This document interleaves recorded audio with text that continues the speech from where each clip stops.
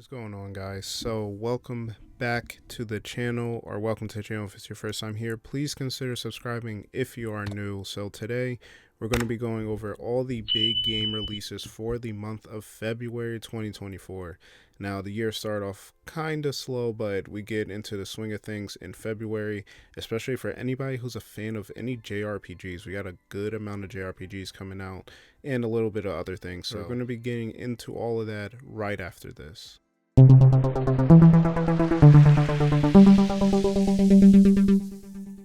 Now, starting on February 1st, so the first day of the month, we have Granblue Fantasy Relink coming out for the PS4, PS5, and PC, coming from Cygames. Now, this is a game that a lot of people have been waiting on because it's been in development for about 8 years at this point. It was first announced back in like 2016, and Granblue Fantasy is actually a multimedia form of entertainment. They have an anime, they have other games like mobile and everything like that. But Granblue Fantasy Relink is that action JRPG, with the party members, up to 4 people. It even has co-op, which someone correct me in the comments, but I don't really know too many JRPGs with any co-op in it. But it looks pretty good. You have the, ultimate attacks, you have the, juggling and different combos and things like that. And the style looks really good. It looks like they really put their time into it. I know at one point Platinum Games, the makers of Bayonetta and Nier Automata, they were actually working on it, but then they weren't anymore. So again, this game has taken a long time to come out, and it's finally coming out now. I know a lot of people are excited for it and are fans of Granblue Fantasy, the whole franchise. So Cygames finally putting this out is great. So if you're interested in it, you could check it out on February 1st. Now, moving on to February 2nd, we have a few games coming out February 2nd. We have Suicide Squad Killed the Justice League finally releasing after being delayed out of last year, and it will be coming out on the PS5, Xbox Series X and S, and PC, so next gen only. And the previews for this game have been less than desirable, to say the least. So a lot of people had their reservations for the game when we finally saw gameplay, and then after people got previews of it, we seen clunky menus and just a lot of stuff happening on screen, every character having a gun, which doesn't really make sense. And a lot of people want to play it just for the DC has obviously a strong fan base and people are interested in it, playing with Harley Quinn and King Shark and Boomerang and everything like that. But we'll have to see. I honestly think this game's gonna get like a 6, maybe a 6.5 or 7 at the highest for most review sites, but we'll just have to wait and see. But either way, if you are interested in it, you could check it out on February 2nd. Now, also releasing on February 2nd, we have the remake of Persona 3 with Persona 3 Reload coming out, and it will be released on PS4, PS5, Xbox One, Xbox Series X and S, and PC. So no announcement for the Switch, which a lot of people think it may come out on the Switch 2. So there are a lot of third-party games that may come out on the Switch 2 or Super Switch, whatever it's being called. So we'll have to wait and see. But the synopsis of this game is: step into the shoes of a transfer student thrust into an unexpected fate when entering the hour hidden between one day and the next. Awaken an incredible power and chase the mysteries of the dark hour. Fight for your friends and leave a mark on their memories forever. Now, we all know the Persona series, very famous from Atlas, under Sega, and this is around 20 years ago. I think Persona 3 was a PS2 game when it first came out, and we've seen other iterations. There's been, updated graphics with this to look more like Persona 5, which is insanely popular right now. And, if you're into that, turn-based RPG, somewhat like monster transformations and dungeon crawling, all that kind of stuff, the social links in the school and all that kind of stuff, you're in for a good time. It's also going to be day one in Game Pass, so if you are subscribed to Game Pass, you will be able to just play this day one. So Persona 3 Reload dropping on February 2nd.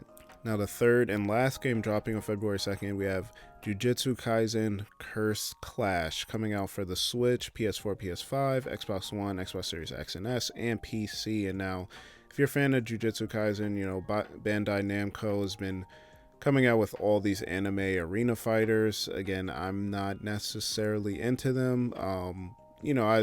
People people that are fans of the series are always going to buy these games. You know, we've seen like the Naruto, Ultra Ninja Storm games, a lot of the Dragon Ball Z, you know, Budokai, Tenkaichi games, all these kind of games that Bandai Namco is known for with the anime arena fighters, but they all to me kind of follow the same similar formula. Same with Demon Slayer, all these My Hero, pretty much any anime you could think of is follows this formula. It looks cool though. They do have a nice cast of characters in it. You know, Itadori, of course, Yuji, Megumi, everybody like that. Even people from the movie and things like that. So it looks pretty cool. You can use, you know, different curse moves and hitting people up in the air. There seems to be some type of, you know, environmental destruction and things like that. So if you're into Jujutsu Kaisen or any of these type of arena fighters, you can check it out on February 2nd.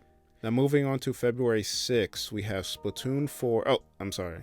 We have Foamstars from Square Enix coming out on the PS4 and PS5. And yeah, this is basically Square Enix's version of Splatoon. Like, let's call a spade a spade. It looks exactly like Splatoon. You know, you're doing the whole like color wars. Instead of paint, you're using foam and things like that. And I honestly have not seen too much clamor for this game, like at all. So I don't know. Maybe people will pick it up just because there's not a ton of stuff coming out for PS5 this year. I mean, there's a decent amount, but nothing like really stand out, especially in the beginning of the year. So people will probably just pick it up just to play it. But if you're into Splatoon, you want to play something kind of different, then you can check out Foamstars on February 6th.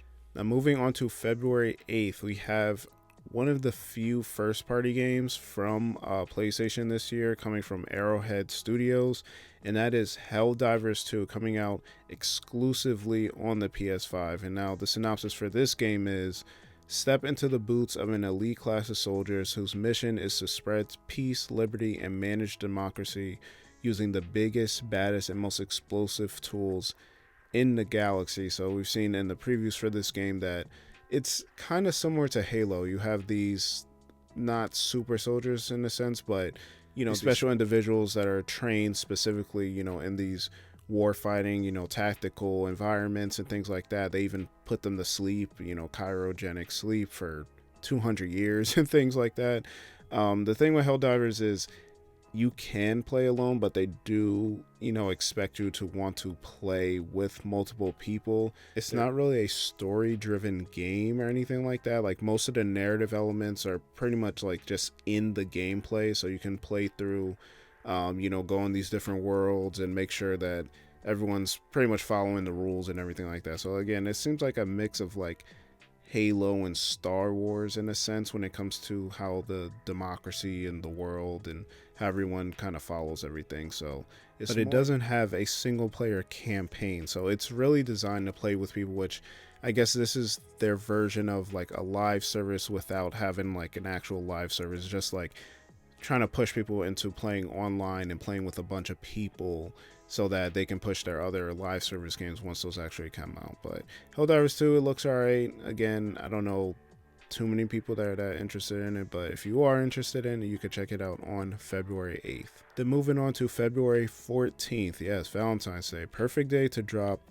a lot of people's crushes growing up, which was Tomb Raider. So we have Lara Croft coming out with Tomb Raider Remastered, which is going to be the first 3 games in the series coming out on Switch, PlayStation, Xbox, and PC. So it is what we've seen for a lot of these classic games. They're remastered textures, make them more like 3D, a little more modern. They're not full remakes like we've seen with the whole reboot of Tomb Raider or, you know, an Xbox 360 game or anything like that. But for fans of the original Tomb Raider, if you don't own a PlayStation 1 or you want to look at it with new graphics, you can also flip between the classic and the new graphics, like with a button or like with a switch. So it's pretty simple. A lot of games have been doing that recently, but if you're fans of, you know, classic Tomb Raider, you can play the first 3 remastered on February 14th.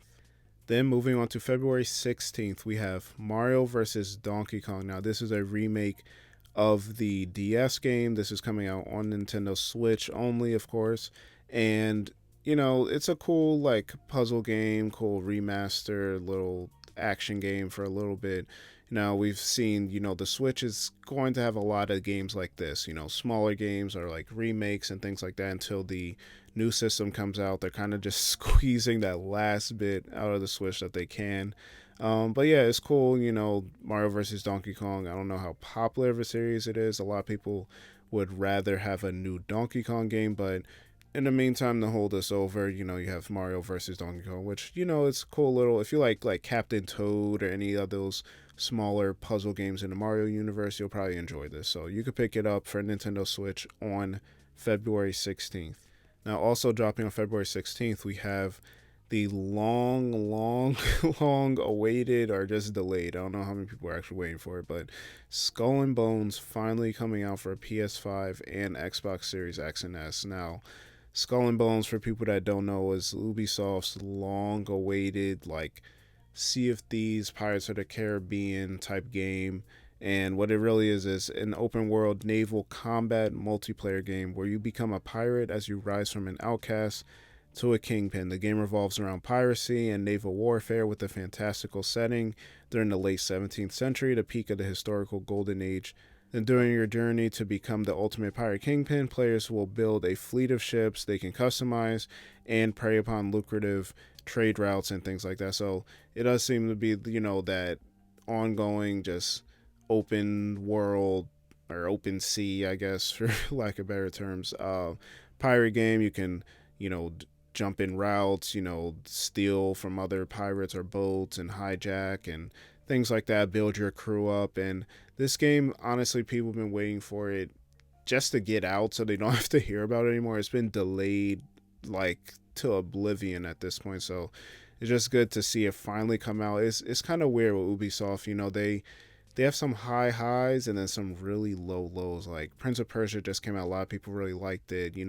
Assassin's Creed, people are pretty good with Assassin's Creed, but then you have Far Cry, which has been like mixed reviews as of late, and then you have Skull and Bones, which is just like, I don't know, and then Mario vs. Rabbids, which is supposed to be pretty good, but then the release was kind of weird and they should have waited. And I don't know, Ubisoft has a lot going on with it, but Skull and Bones, if you're looking forward to it, you can check it out on February 16th.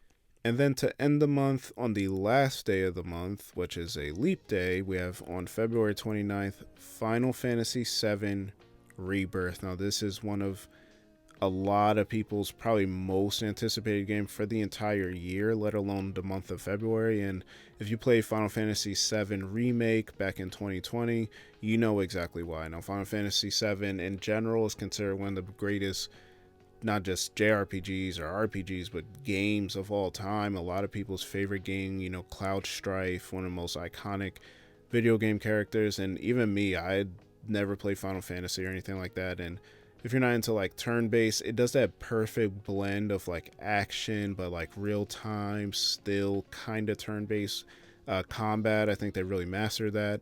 In Final Fantasy VII, they couldn't fit the entire story into just the remake, so they are splitting this up into a trilogy. I do think it's a bit of a money grab, to be honest, but hey, Final Fantasy VII Remake was pretty good. Rebirth is shaping up to be really good, especially since it's a PS5 exclusive, so it's not just, running on PS4 hardware or anything like that.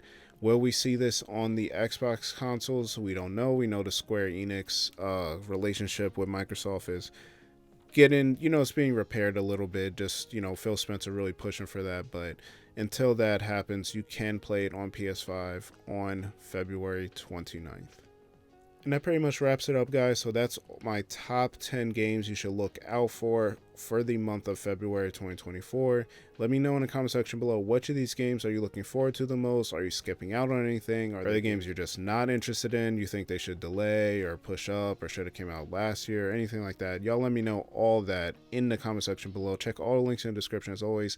Like the video, leave a comment, and subscribe to the channel if you have not already. I appreciate you guys, and I'll catch you in the next one. Peace.